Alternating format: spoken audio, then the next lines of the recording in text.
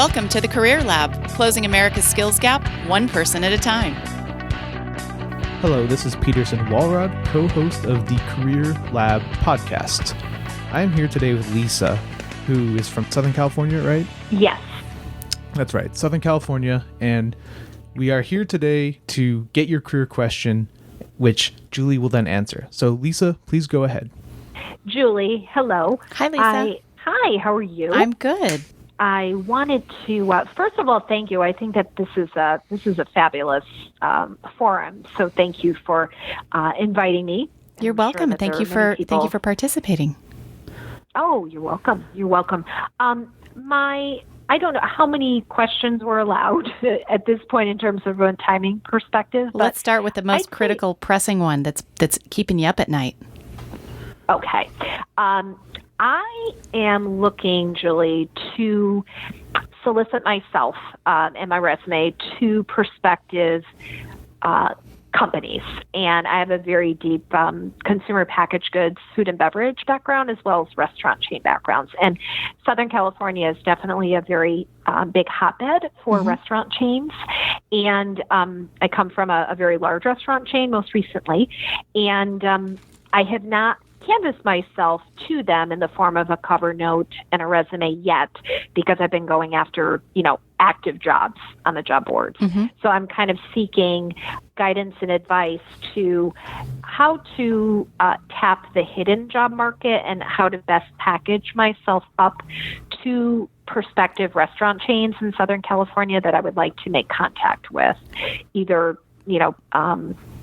best advice in terms of perhaps what I should put into a cover note, because I do have like a draft cover note, and also any type of follow-up, because my big concern is that you can have the best of intentions with emailing a cover note and a resume, but with spam, it could end up, never being seen. So I'm wondering, what would some guidance and advice be for possibly following up with companies that say I have, some networking contacts into? Okay. And is this kind of the package of questions? Because if there's, this captures everything that's kind of keeping you up at night. Like, how do I really go after these companies? Yes. Okay. So let's talk about how the job boards work and how job search works, just structurally, so that we can figure out where you fit in the job search market. Okay? Thanks. How many years of experience do you have? I have about 10 or about so? 15 years. 10 or 15? Yes, over okay. 10. And yes, are over you 10. Are you director level, VP level, manager level? Specialist? Manager / senior manager level. Yes. Okay. Have you worked for major brands? Yes. All Okay. major brands. All right. Let me give you a little 101 on how I see the job market as it stands today. Job boards are usually the most liquid, if you will, meaning the most transactions occur on job boards for the middle level jobs, mid to senior. So that would include you. Okay, great. Recruiters handle anything from where you are up. For the most part, you don't see a lot of VP and C-level postings on job boards. You may see some, but they're often in the hands of the recruiter, especially if it's a larger company who can afford a recruiter. Yeah. On the bottom end of the spectrum, the entry level, the junior market, that's mostly word of mouth, and companies don't post for those jobs in general. These are all rules of thumb, not law. Yes. So you probably have a two-pronged strategy. One, you're already doing, which is responding to postings on the job board. You're probably a very good candidate for a job board. However, there are a lot of other candidates who are contenders for the similar types of roles that you're going for, 10 to 15 years of progressive responsibilities and major brands in the food and beverage industry. So Yes. it's going to be competitive on the job board. Your other alternative is to try to contact some recruiters with F&B specialties. I think there's a chance you could be of interest to them. So you might want to shop yourself around a little bit. Recruiters are pretty easy to find. Try to network your way into somebody who's got an F&B specialty. Well, do you have a recommendation on how to find recruiters? Because I knew there used to be like the Red Book, and some years ago. But if you have a strong LinkedIn network, then you can just type in the word recruiter, and you'll probably come up with a lot of them. You can also just do a local Google search and find local recruiters, and they'll probably a larger company will have a food and beverage segment or a CPG segment. Okay. And, I wouldn't knock yourself out trying to work with recruiters because they don't really work for you. You just want to come across their desk as a candidate of interest that they may be able to show in or plug in to something they already have on their desk. Yes. Okay. So that would be, both of those strategies are what I call responsive job searching. So you're responding to opportunities, job requisitions that are already there. Yes. So I would say in your case, because of your level of expertise and your stage of career, that you should put maybe 30 to 40% of your job search activities and job search time into that total. Okay. Now, the other strategy, which is what you called about, is what I call proactive job searching. And this is a juicy topic. This is, I notice you have a bit of an accent. You're not from here.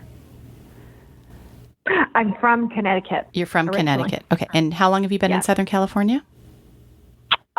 This time for about 6 months. Okay. But I lived in Southern California prior for about 7 years. Okay. So I've kind of been back and forth between the New York area and Southern Cal. Great. So you have some contacts here. Yes, I do. Okay. So what I would recommend that you do is get involved. I always tell people the first order of business is get involved in the professional association and start to meet people in the field and start to ask them what the hiring climate is like.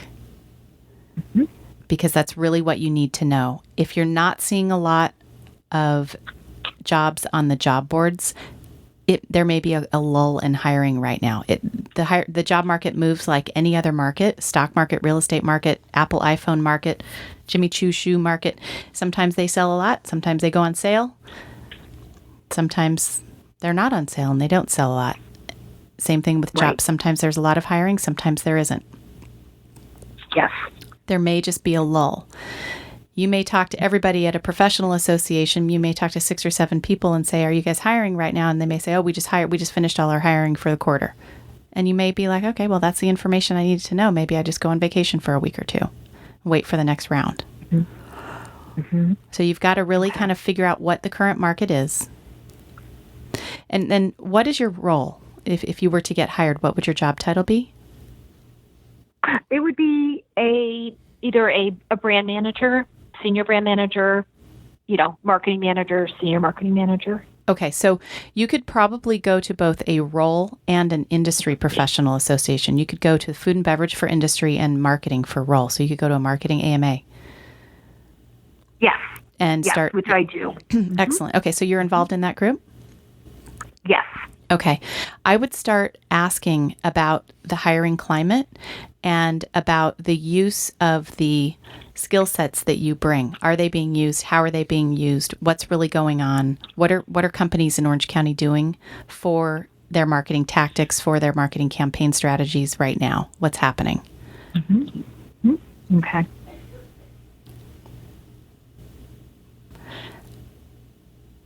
So this is really a good time for that old-fashioned informational interview to come into play. Yeah. And as a matter of fact, I just had one 2 weeks ago. Good. Perfect. Okay. And in your stage of career, and because you are zeroed in on both your role and your industry, your informational interview should be information about the current hiring market. Not are you hiring, but hey, what are you guys seeing? Are you hiring at the junior levels, senior levels? Are you seeing a lot of rotation in executive teams? Because I'll tell you right now, there is a lot of rotation in executive teams. So far this calendar year, there's been a lot of rotation at the top of companies. There's been a lot of acquisitions. We're at the mature stages of the economic cycle. So that's what we're starting to see. And that means that strategy changes will trickle down through an organization. Sometimes that's hiring, sometimes that's firing. I think you should try to get to the bottom of that. Okay. Does that make sense? Yes. Okay.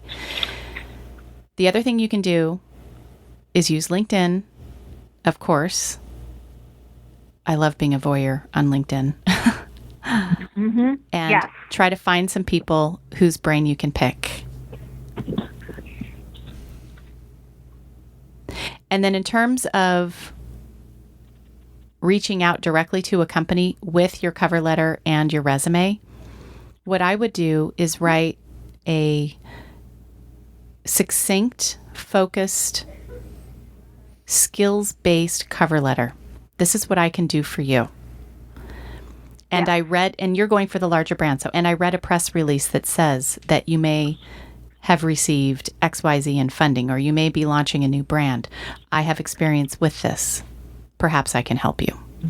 So look out there for news. And one of the great ways to get news on a company is to follow companies on LinkedIn and then go in the news feed every day, because a lot of what they publish doesn't make it into the newspapers. They just publish it on LinkedIn.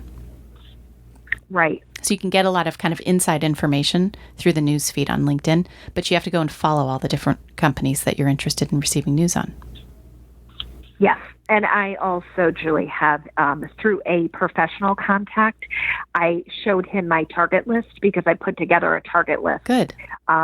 Preferably of all restaurant chains, because it's such a hotbed here, and I'm able to relocate between LA and San Diego County. So I showed him, and, having worked, being a professional photographer who focuses in on food, he basically opened up his laptop and started to give me names and contacts. So I'm able to weave that in as a door opener. And then I do have a very succinct 1 to 2 paragraphs that explains, like, basically what I bring to the table, what I can do, why I'm looking for a new role. Good. For my most recent role, and then asking for would it be appropriate, Julie, to ask for an informational interview? How should I best leave? Like, how should I best end my cover note to a company? Well, it depends on what your approach is. If you're sending in a resume and a cover letter, you're gonna email that in, or you're gonna upload that to their careers page. If you're just going for an informational interview, I would make it 1 or 2 lines, like a just stopping by. Hey, I found you on LinkedIn, or you and I both know such and such, the photographer. I wanted to reach out to you because I recently relocated back to Orange County again from Connecticut. I've got 15 years in CPG and restaurant, and I'm going to be starting a job search. I thought it might be nice to spend 5 minutes getting acquainted and build my network here in Orange County and introduce myself to you so that you can, get to know new candidates. And just a hey, stopping by. That's a great way to snag a quick 5-minute call. Make it easy on them. In case you're going to be hiring in the next 3 months, I thought you might like to know I just recently relocated to Orange County, and I have a significant background in CPG. I'm looking for a senior manager role. Okay. And if he's giving you direct names, my style would be to use that to its greatest advantage, mercilessly. What's his first name? My contact's name, John. John. I had a feeling his name was John. I don't know why that is. So you'd call, Marcia, whoever, or you'd email Marcia, whoever the lady is that he gives you, and say, John suggested I give you drop you a quick note to introduce myself. I recently relocated to Southern California. I'm a CPG professional. And then in parentheses, maybe brand manager, brand strategy. with a focus on brand strategy. I'd love to set up a 5-minute call at your convenience to introduce myself, say hello, and, chit chat about the current market. Okay. No, that sounds great. Just a quick. I love the approach. Yeah. Making it more, still, for not too stiff, which is great. It doesn't sound like your typical cover note and please get in touch with me. I mean, I like to interject my own personality into my cover letters, especially. Good. And I mean, of course, you're not going to be putting emoticons. You're not going to be putting anything like that. Right. You're keeping it professional, but you don't want it to be stiff. Right. But it's nice if I can inflect, I could interject some type of my bubbly personality. You should, because you have one, and you should let that come through, because that's how you stand out. You stand out by putting emotions out there. And if bubbly is and happiness is the emotion that you tend to pull out of people, then by all means pull it. Okay. And then as for following up, I'll just give you a quick rule of thumb. Most sales happen, 80% of sales happen after the 7th attempt. Let me say that again. 80% of all sales happen after the 7th touch to a prospective client. So do not be afraid to follow up again and again and even again. If you follow up once and you get nothing, assume they're still on vacation. If you follow up twice and you get nothing, assume you're not in the top of their queue anymore. If you follow up for the 3rd or 4th or 5th time and you're getting nothing, it's probably okay to back off. But you're not going to be a nudge and you're not going to be a pest until they say, stop pestering me. Yes. And earlier in my career, Julie, I sold Yellow Pages advertising. There you go. You know what to do. So I carried the bag. Yep. And it's all about, proving need and value. Absolutely.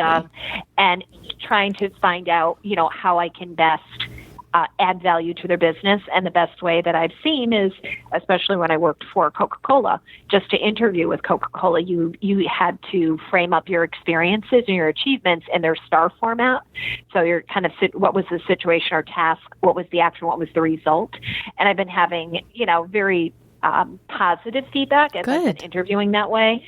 And it is definitely it's definitely helped. And I've also worked with a career coach in New York City, just even teeing up all of my marketing toolkit pieces, including a cover letter that I can kind of do a plug and play depending upon what type of position it is, because it could be a more creative marketing position, it could be a more product innovation focused position, it could be more like you said, brand strategy position. So I find that when when you have those tools, it definitely helps. But getting back to your immediate point, yes, I like to be politely persistent, to follow up, and I do believe in that, because I think many people make the mistake of, like you said, they don't get the reply back and they get discouraged, or they feel like they're being kind of a pest, and I totally agree. And I make sure that my stars appear very clearly on my resume,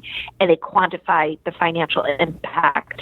I think that's what they're looking for at your level. In each one of my positions. Yeah, and I do think that's what they're looking for. Yes. And thank you. You're welcome, but be careful not to make that resume too dense. You want it simple. Okay. No more than 2 pages. Yes, I worked on. Oh, no. I made sure. I've actually given advice to friends, Julie, that have gone 3 pages, 4 pages. And I'm like, oh, no. I mean, I even went to a different format where I put a border on it. I added some color, but just very soft, but enough, and just added, as many bullet points as I can. And that's really, the resume is like the appetizer to pique their interest, right? Until I can get in there on an interview and give them kind of the whole meal. And the appetizer is going to be that bubbly one-line email that you send them. I want you to work on that. That's going to be the hook. Okay. And I'm just going to leave you with one last little backdoor that you might not know is there. Twitter's a fabulous place to look for jobs, especially at your level, especially in CPG. Do you know how to use hashtags? I'm not going to give you a lesson, but if you don't have a Twitter account, it's really easy to make one, and you can just start, being a voyeur. I just got one. Yeah, go and look around for the right hashtags, and those are basically phrases that centralize conversations on a certain topic. And there are so many great hashtags out there. I mean, even if you just type in hashtag food jobs or hashtag CPG jobs or hashtag brand management jobs, I'm sure you're going to find a whole bunch of openings, because they're looking for people, and it's a backdoor. Have fun with that. Okay, that's great. Yeah, I will. Absolutely. Yeah. I'm very happy that I just set that up. I was very late to the game with Twitter, but I just set up my account. That's okay. It's a lot of fun, and it's not too late, because it's not really being used for social purposes anymore as much as it is for job search, news, industry information. So it's a great use of your time. Good luck to you, Lisa. Oh, thank you, Julie, and thank you for making this possible today. It was great. It was great to have the chance to talk with you. Good luck. Well, Peterson, I want to isolate one part of that call, and I want to flip the story a little bit. Okay. She comes in from Connecticut, and she's trying to build her career here. And there's a lot of people in Southern California who that fits for. What is your go-to strategy for those people? Because we know that careers are social. You mean moving into a region where you don't have a network? Yeah, or in general, just building your network sort of from the ground up. Well, you want to know how I did it when I was a 20-something? Sure. I'm kind of embarrassed to admit it, but I cold called, this is before email, I cold called anybody who I could find and said, hey, I just graduated from college and I got my first job and I'm starting to build my network in this industry, and I wanted to introduce myself. I'm working on a trading desk down in Irvine. You're in LA. Next time I'm in LA, you want to get together? And I met probably 20 people doing that. 20. So it did work. It totally worked. Get on the phone. There's this thing called the telephone. It has a cord. It's kind of twirly. It attaches to a base and it goes ring, ring. The thing is magic. And so I want to focus on another point of this call too, which is careers are social. And I said that in my first question, but finding these careers, finding these jobs, to some extent it is about meeting people, right? To some extent. But what's more important for Lisa to recognize is that the structure of the world of work in the United States is consistent, whether you're in New York or Connecticut or Alabama or Orange County, California. So the role that she performed in her prior companies in other cities is repeatable and replaceable here in Orange County. The trends, the skills, the needs of the industry change all at the same time. So if Del Taco needs it, so does Taco Bell. If there's a new technology out there for the industry, it's being spread out to all companies from the vendors at the same time. So things roll through an industry at the same clip. So she should not feel like she's starting from scratch. She should feel like she can pick up where she left off and drop her skill set right here, right now, for the same needs and the same angle in the same type of industry at the same level of occupation or seniority where she left off. It's not as complicated as it sounds. This is Peterson Walrod of the CareerLab Podcast signing out. There you go, corporate America. One more qualified young adult delivered right to your doorstep.